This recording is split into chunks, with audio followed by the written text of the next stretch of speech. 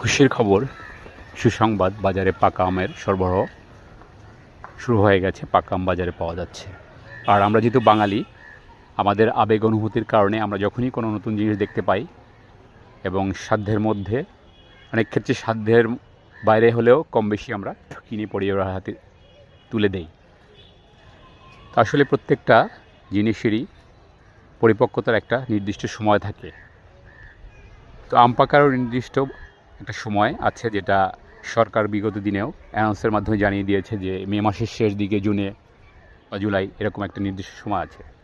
তো এখন বাজারে যে আমগুলো পাওয়া যাচ্ছে, এটা টোটালি রাসায়নিকভাবে এবং বিষক্রিয়ার মাধ্যমে পাকানো হয়, যেটা শরীরের জন্য বড় ধরনের ক্ষতি, অনেক বড় বড় রোগ হয়ে যেতে পারে এবং মানুষের মৃত্যু হতে পারে।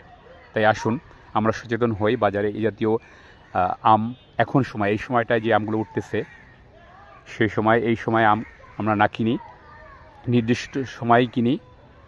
কারণ আমাদের একটু ভুলের জন্য আমি বা আমার পরিবার বিপদগ্রস্ত হতে পারে, মৃত্যুর মুখে পতিত হতে পারে।